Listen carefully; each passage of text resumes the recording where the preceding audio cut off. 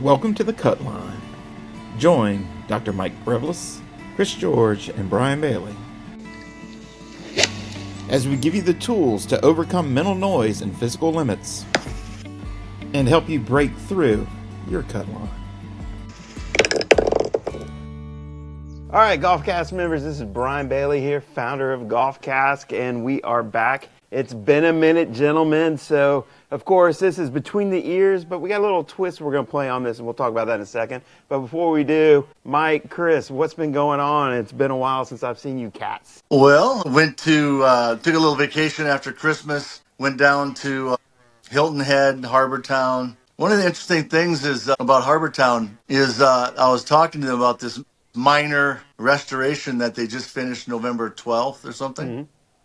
And so they made a few changes. They put some pot bunkers in, like Scotland style, inspired by Scotland. But they cut out all the greens a couple feet, and they changed them up so they could put some new pin placements on the greens. They removed some trees, added some trees. One interesting thing they did is on the range, they realigned it so that when you're hitting shots toward the net, you can actually hit it toward a pin on one of the actual holes. I think it might be number 13.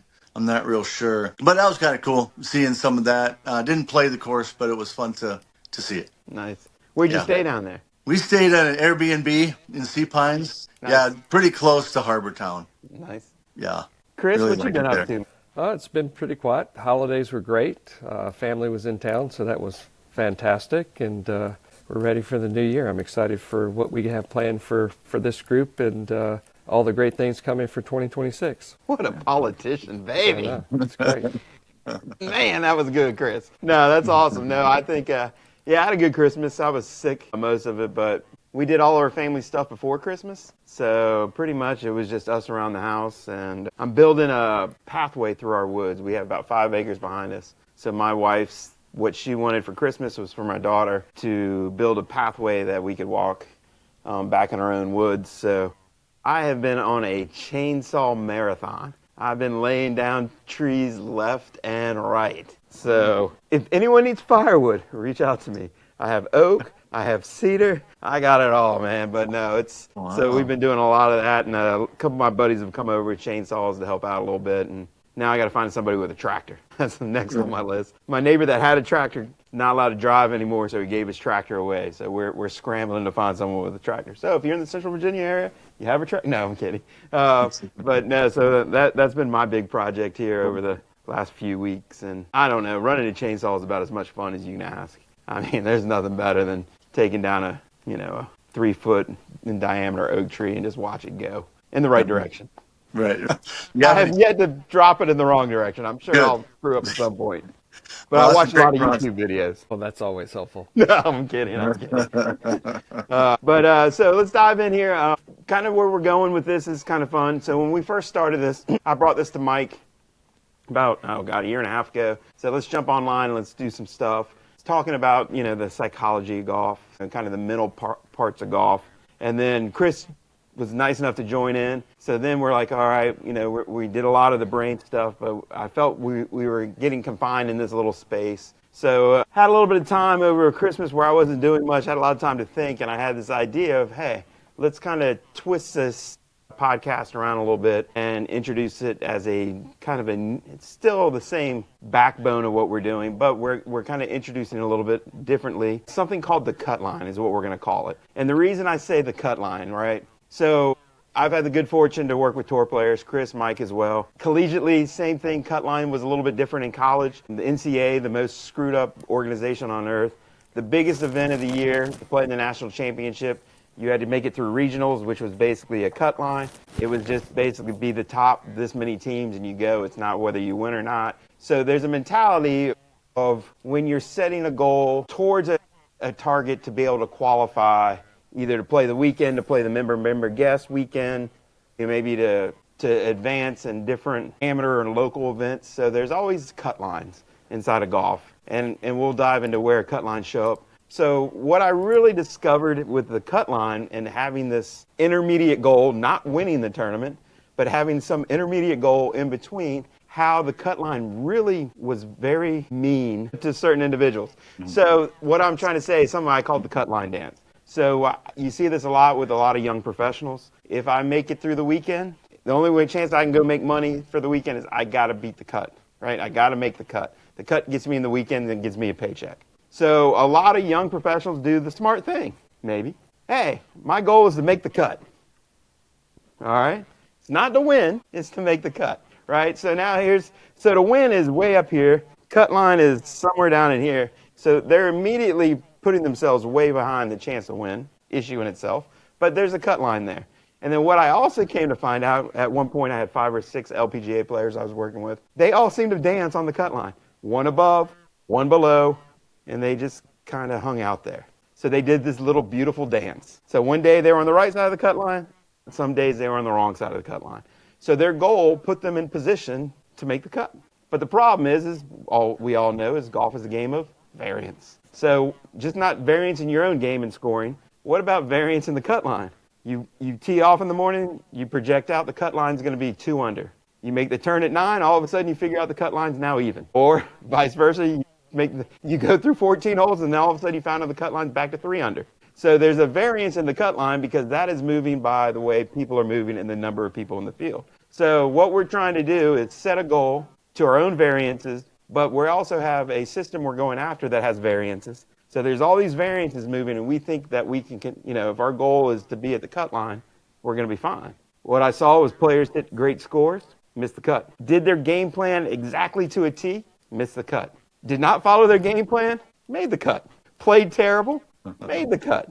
So there was this variance, and what I kind of started to understand as I was working with more and more players is having that intermediate goal is not always the best goal because a lot of times we will actually fulfill and be what we set our goals to be. So if our goal is to be in the middle of the field, set your goal as a cut line. It's beautiful. If your goal is to win, well, we might have to change what that goal is. And like I said, I had one player that was so money driven that it almost ended her career, but she figured out, you know what, the only thing I can do is be as good as I can be on this day and then see how that adds up. And then once she kind of made that connection, she took off. So she completely rethought. It was no longer cut line, you need to make money, got to worry about my hotel fees, got to worry about plane tickets. She kind of made that switch. So I think having that, and we've all done it, I'm sure,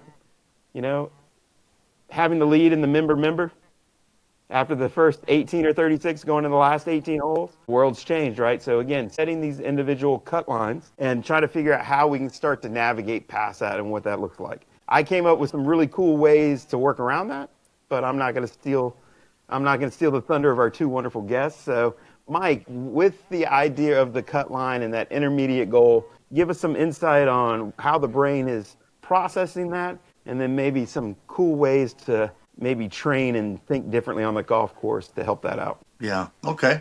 Yeah. Well, I think anybody who's worked with people who play tournaments with cuts have seen this, and it's really frustrating and disappointing for the player to come up so close and then not make it. And some will see it as bad luck, but in reality, it's definitely more than that. Sometimes bad luck is a part of it. That's true. But there's definitely more to it, as your experience has shown. So yeah, I'll talk a little bit about it. The main thing here is what goal the person has going into the tournament.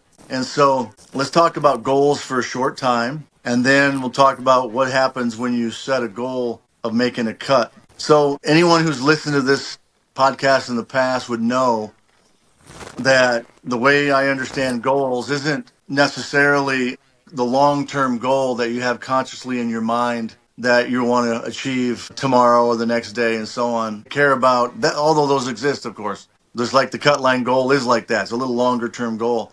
But the goals that matter are the ones that are in the moment, the ones that are presently there directing attention, directing action, directing decisions.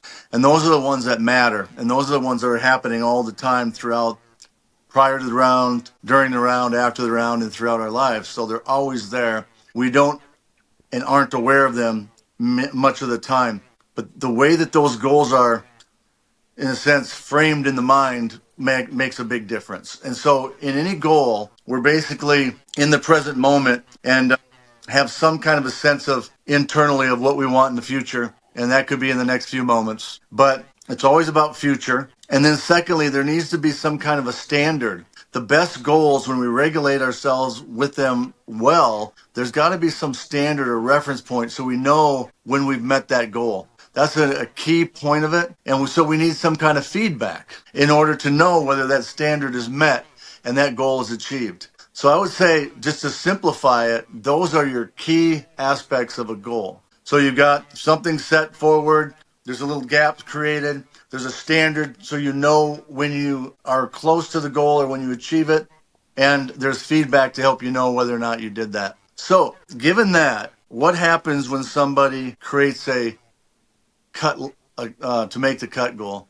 Well, number one, the standard isn't a clear reference. You don't really have a standard. In fact, because that standard will continue to move. And as you said there's variance. Yeah, exactly. So it'll vary across the Thursday and Friday, especially Friday in a professional event. And so right away, they do not have that anchor of a reference in order to even know where they're at in relation to it.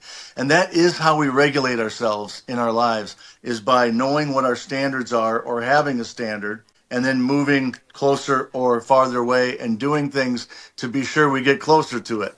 So with a cut line, you don't even have that. The only feedback that's used is going to be where the cut line is. And that because it changes means that people's shot goals can change throughout the round. So let's say they're looking and they see the cut line just moved to 2 under, and now they have a few holes left and they're even. Well, now they can start to get more aggressive in their mind. They know that, I've got to go after it now. That could be good or bad depending on their game and what's going on. But then let's say that the cut line is, they're on the cut line. They're 2 under and they've got a few holes left and it's 2 under. So now they might be 3 under. Now what happens is they may actually start to change and become more avoidant, become more safe, more cautious, and they change their decision making, and then also possibly what happens in their shots, because certainly avoidance oriented goals aren't really great during the execution of a shot. And so they keep changing their goals and their motivational approach based on what they see changing. That's not a great scenario for anybody. In other words, what's kind of happening here is they're kind of acting like they're a thermostat. You know, a thermostat is basically, let's say you've set your house for 70 degrees, your thermostat temperature at 70, and you get to 70, now it stops. The heat turns off. And now it goes down to 68, 67, and turns back on again. It's going to always just move right around that 70 degrees. It's like these theories of set point in psychology on happiness. It doesn't mean it's true, but the theory is that people may have certain happiness set points. And then if you get a little happy, there'll be things that happen in our body and mind and brain that bring it back down. If you're a little too unhappy, there'll be things that get you back up. But you don't really change much around that happiness set point. There's the idea of people who use par as their reference. And with a really great player, there's a question mark of whether par really needs to be your reference. But people play around par a lot if that's their reference point. Or somebody else might have 99 as their kind of standard, or 89 or 79 or 69. And anybody who's had that experience knows that as you get closer to that, things start changing in your emotions and your motivation. So what I'm saying is the cut line is a goal that's conducive to playing your best. You tend to be like a teeter-totter where 2 people are just barely moving it from one side to the other around that fulcrum. That's not ideal. That's not about performance enhancement. That's about safety. That's about caution. And that's about trying to keep our eyes on the thing that is probably the sign that your goal is either going to be made or not. That's another part of it. Goals direct attention. So you're going to keep your eyes on whatever the cut number is, because that's going to give you the information, the feedback that you're close or not. Well, that's just not the best information to focus on when you're trying to do a very complicated game like golf. So I would say that's how I see the downside of having a cut be the goal, as opposed to various other kinds of goals that would be much more conducive to better performance. Nice. So Chris, you being our systems guy, what are some systems that you would put into place inside of training that would help your player understand that setting the goal at the cut line is maybe not their best way of performing? Yeah, I've given this a lot of thought. I think the first thing is understanding that we reference cut line, but it could be, breaking 100, breaking 90, breaking 85. It doesn't matter, right? You set a number that becomes then a standard. And I think what most people need to insert into their training is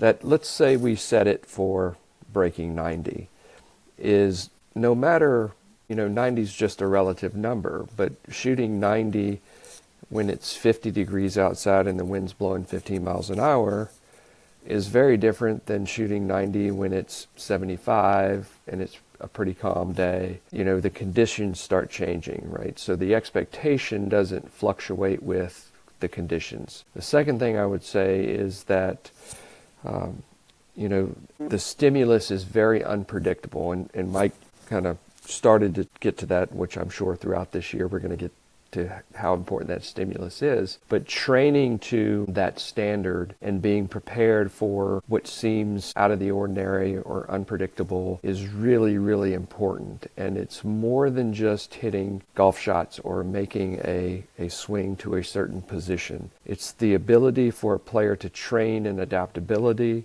to be that chameleon, but also to hit shots that are within their skill set.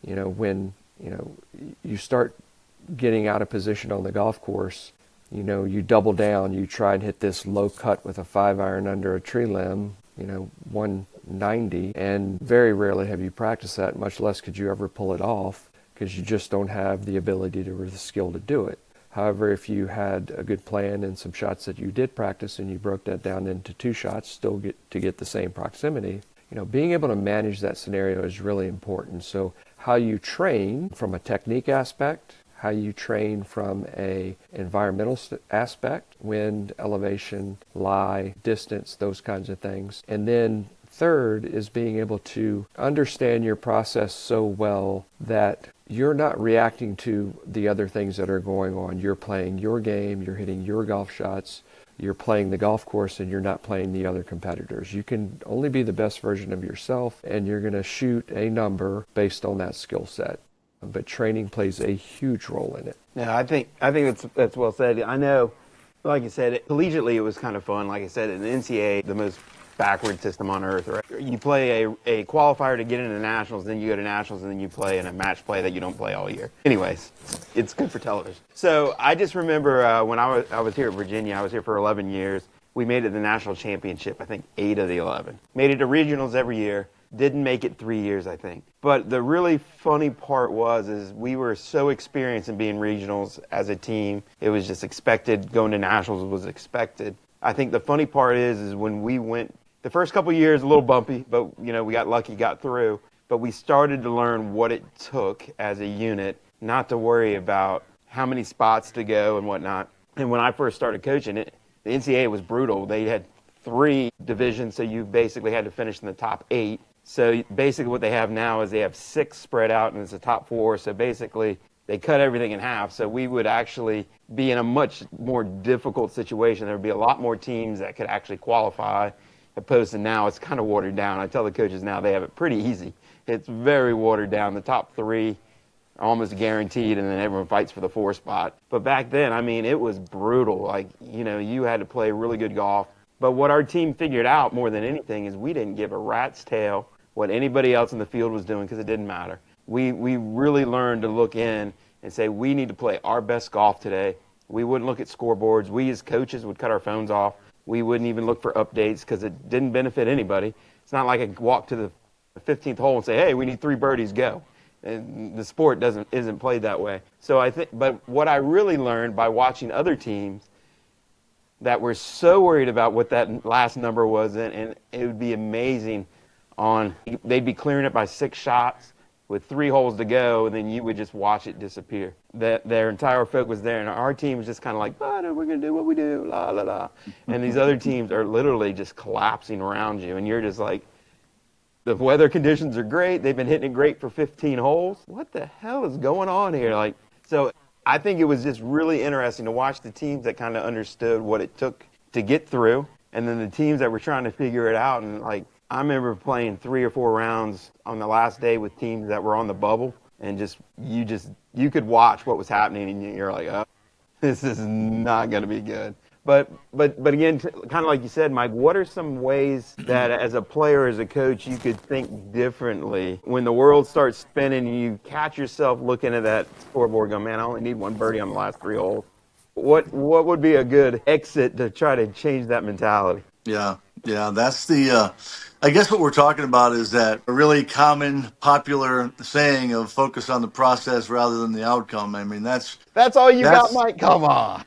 I know I have a lot more, but let's just put the let's put the what we're going to talk about here in that general idea, because that's what most people are going to hear. Right? Focus on the process, not the outcome. I think the question, Brian, is that all you got? Statement comes from is that there's just so much to that. There's there's so much to it, and also in reality, there's a difference between outcome and results. And outcomes are different than results, and results are fine. This is what we focus on because we're trying to hit a certain shot in a certain way. So you're going to imagine what the result is that you want. You can't get away from that. The outcomes are those things that are uncontrollable, and we've heard that a lot too, right? That you focus on the controllables. Well, okay. So having put the context in, what are we really talking about? I would say that if you're looking for something that you can more directly influence, which is the terminology I tend to like, rather than control, because I'm not sure how much we really control about anything. So I like the word directly influence, but like, okay, what can we directly influence? Well, that would be the goal that we have at the moment, as long as we have the awareness. So to me, the building of awareness of the self and their game and the relationship between those two is what's going to allow this to occur. All of these, whatever strategies we're going to throw out there, they need to build awareness of how they tend to respond in various specific situations. And a lot of people don't have that awareness. And so they keep doing the same thing over and over again because they don't know what's happening within them. So that building awareness is huge. And then being able to figure out what is the best goal at any given time. That's what allows people to have much better influence over their body and their swing and their shots, because that's what's directing the show. That's directing their motor movements. That's directing their attention. That's directing their decisions.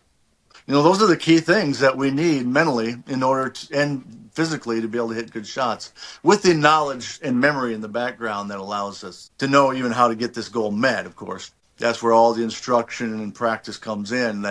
Those representations are there in the brain, but we've got to be able to bring the right representations in at the right time. And that's where the goal in that moment comes into play. So I would say these are all really basic too, but creating a decision-making routine and game plan for your decision-making, creating a shot preparation plan, creating a goal/focus plan, creating a response to the results plan, creating a leaderboard watching plan. Who are you when it comes to leaderboards? One player I worked with has now discovered that the time that he looks at the leaderboard where it helps him is when he needs a little boost of motivation to really go after it. Then he looks at the leaderboard. When it hurts him is when he's starting to worry about where he's at. So he's got a very specific way of knowing when to look at the leaderboard and when not to. Other people may be very different, of course. So people need to figure that out. Creating a get back to your approach mentality plan. You know, there's all these plans that are going to help a person figure out how to regulate themselves on a golf course. So all of those other things, like the cut line, even if they come to awareness, do not direct what they do. There's so many things. I love course.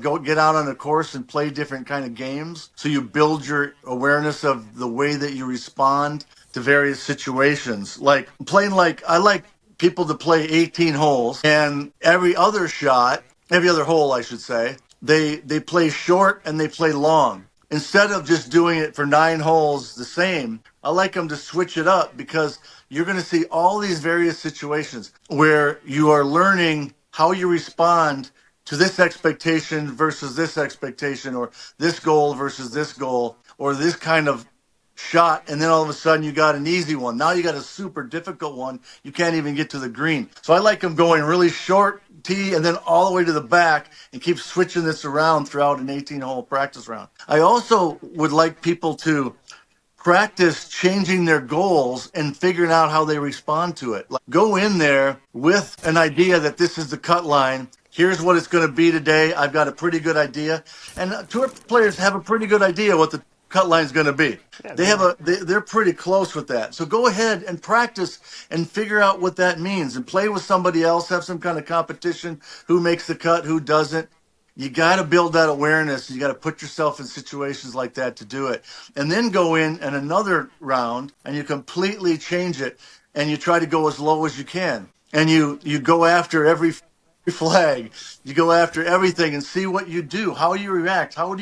What's your freedom like? Do you have the fears come into play? So and there's a lot of other things they can do mentally in their practice rounds. I just like people to put themselves in situations that would relate to something like that so they can learn their tendencies. Once they learn their tendencies, then you can very much customize what they can do in those situations to improve. Yeah. So, Chris, if you had a player that came to you and he's like, man, I am playing so well, but every tournament I'm in, man, I just figure out a way to get on the cut line. I don't know what's going on. What can I do in training, or what can I do to get better? What would you bring to him? Yeah, I would start with, in that scenario, I would start with just a game evaluation, like from data and analytics, like where are they? And, I would look at their stats, obviously, and figure out, well, what is the cause, right? Why, we've talked about this multiple times, I think, just knowing what segment, what shot, is that technique, is that strategy, what area of that, is creating that. But I certainly would dig deeper and to elaborate on some of the things Mike was talking about with the different, processes or planning, being able to help players understand shot planning and game planning, and I'll elaborate on these individually, but practice prep for golf tournaments. How are they practice prep for the tournament?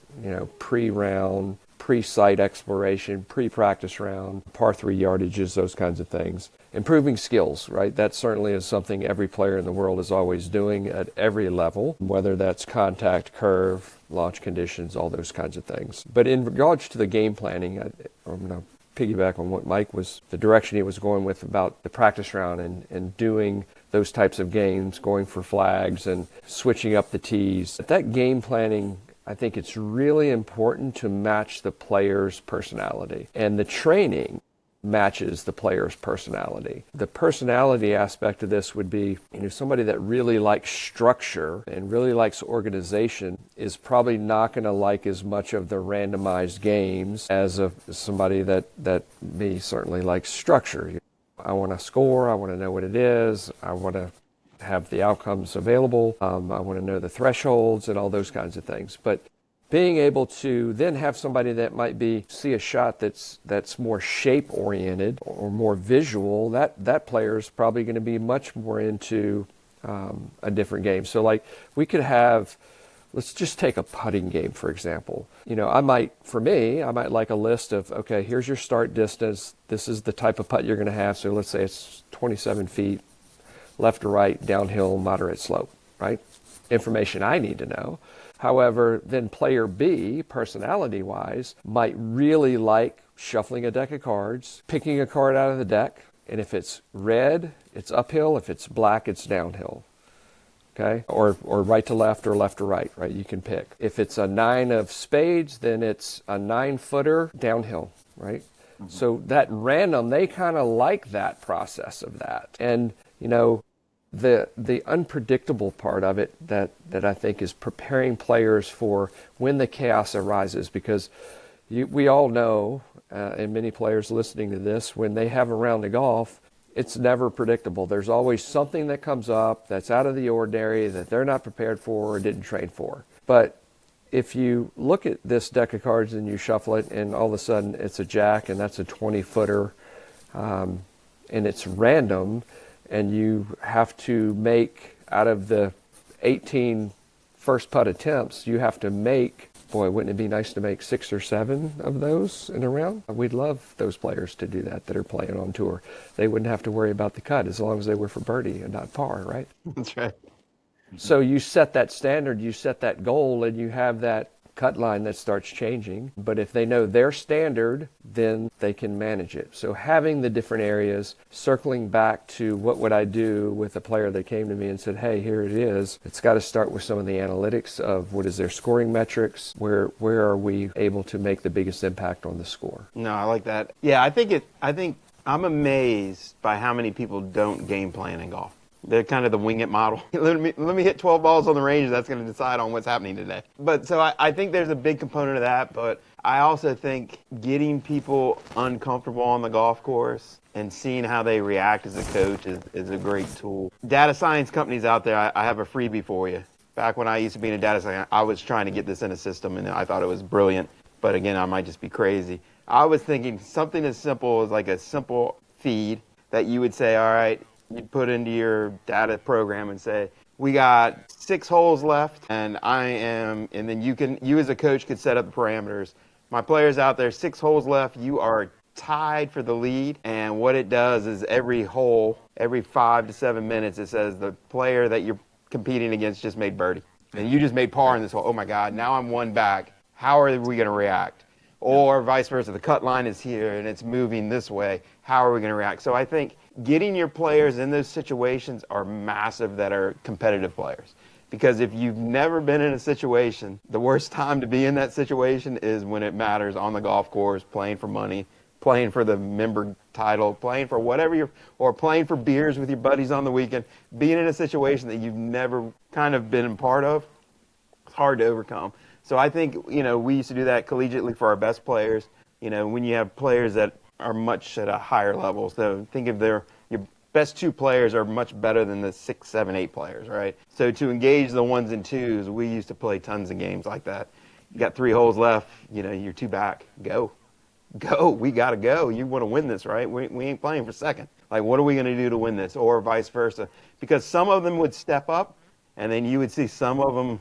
So that way, when we're in a tournament situation, we're 2 back as a team. Can I go up to her and go, hey, let's go? Or do we just sit there and go, everything's fine?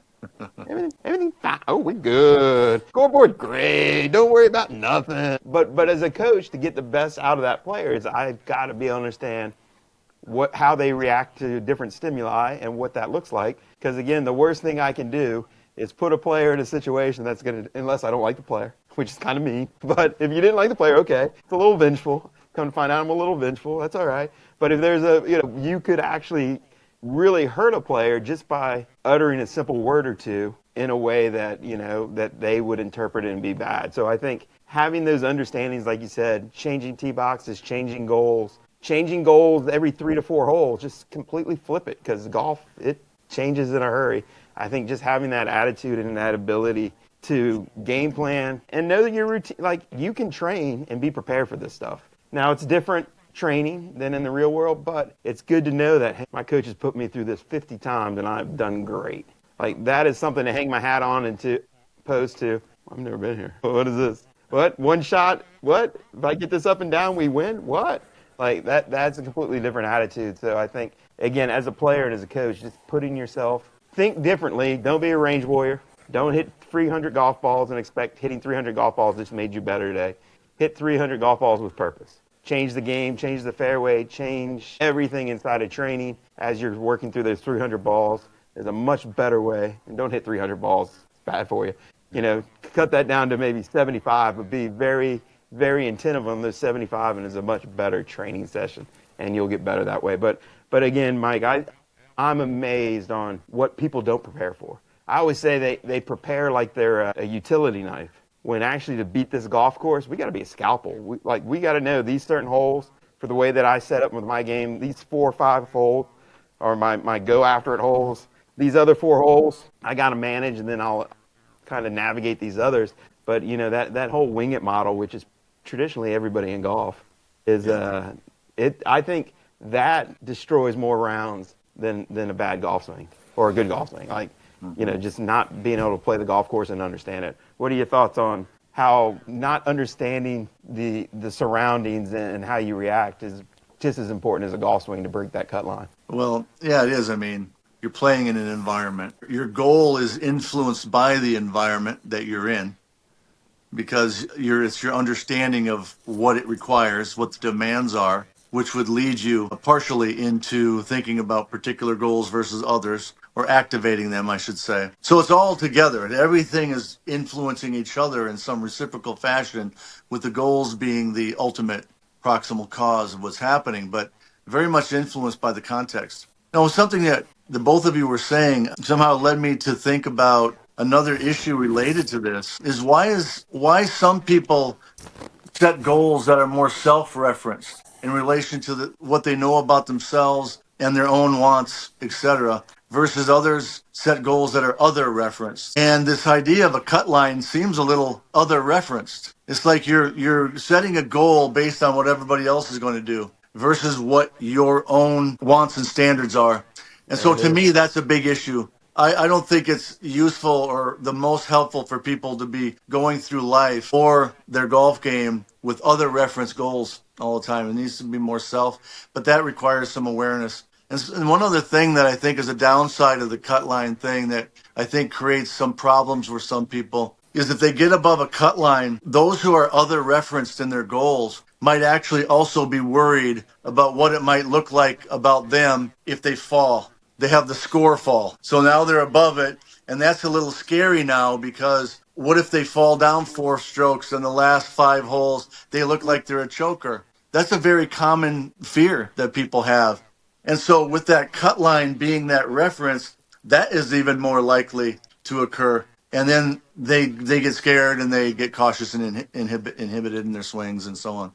So I just wanted to add that as another one that some players have, even some of the really great players will have a little bit of that. But that's because that cut line's there and is probably a little bit too much other referenced, which leads them to worry about what other people are thinking about where they're at.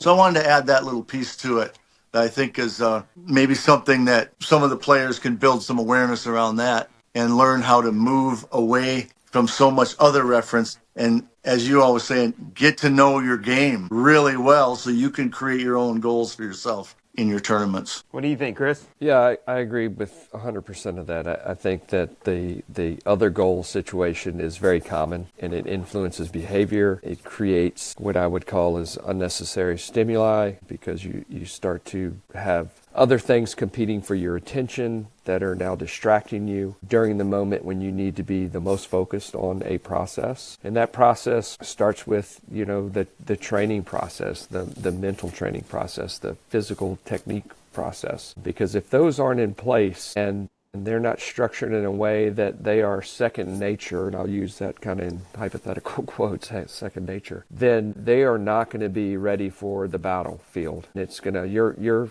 holes in your armor will show very quickly when you get out there and you're tested and challenged, both physically, emotionally, and technically. So it makes a big difference. No, I like that. I think, I think, Mike, you nailed it. And that's kind of what I learned with all my players. What they had to figure out is the cut line's the cut line. I know what the number is, and I know what I need to do to get through to the weekend. Every player out there knows. But that ability to look more inward and say, you know what, if I do the things right that I know I can do today, I'm going to blow past that cut line. Like, the cut line just happens. I don't have to focus in on it. If I take care of my stuff and I do what I'm prepared to do, I will go succeed and blow past the cut line. Like, I don't even have to think about it.